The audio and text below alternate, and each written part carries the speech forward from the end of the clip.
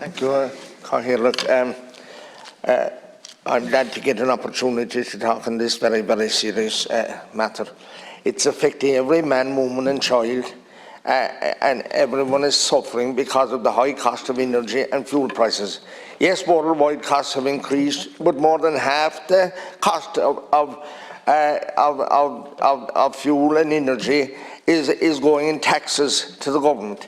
£60 in every 100 spent on fuel, diesel, petrol and home heating oil is paid in taxes, carbon taxes. The old sheik out in Iran or Iraq or wherever is get somewhere in the region of €15. Transport and retail make up the rest of it. The retail get about £3.50. That's the petrol stations. And remember, that is charged on top of all these carbon and other taxes. So you're taking the people for a ride, all right, but maybe you will run out of petrol also. So the government gave away $225 million last week in the name of climate change. This money was collected from carbon taxes that hard-pressed Irish people were forced to pay and will be forced to pay.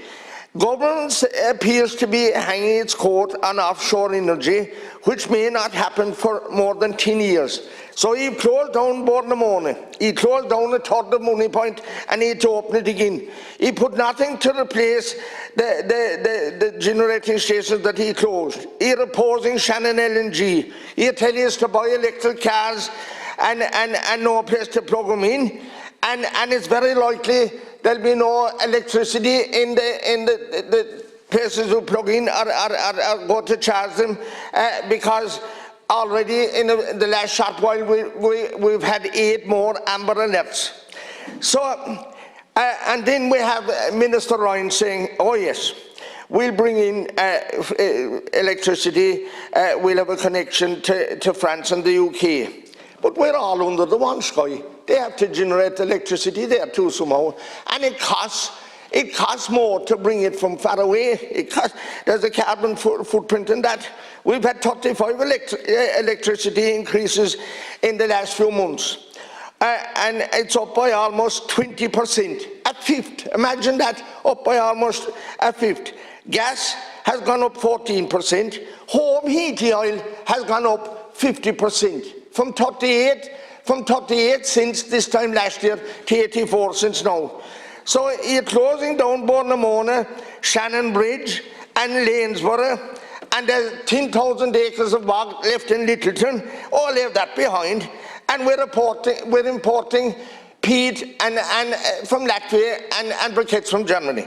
And at the same time now, Minister, there's a special case being made for Romania because they're relying so much on coal, and they're going to be left produce their coal and sell it and do what they like with it. But we can't cut the sod off. We don't want us to cut the sod off. Householders, people trying to heat their homes, can't cope with the savage energy costs. Agriculture is going through, certainly the farmers are being put through the mill at the present time.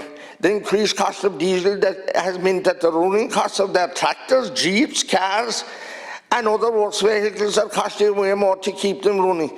These extra costs are eating away into their profit margins. Commercial transport. We rely on commercial transport to transport all our goods, as it has been said already before, and when the cost of transport goes up, the cost of everything else has gone up, and it is going up, Minister. So what we are calling for is that in the commercial industry, that he increased the diesel rebate from 7.5 cents up to 15 cents, double it, and give them a chance to keep going, because it is one thing if we have to pay more for services and for food and for hardware for things, but if we can't get them, that'll be way more serious. So people trying to heat their homes are in a desperate way, Minister, and he left one serious crowd, people behind in the budget, people on social welfare benefit payments. They can get fuel allowance, and at the same time they must pay exorbitant price for their fuel, and maybe let their homes without heating them, and they finish up cold and getting pneumonia and all the other kind of problems we get when we're home and heated. Darren O'Rourke.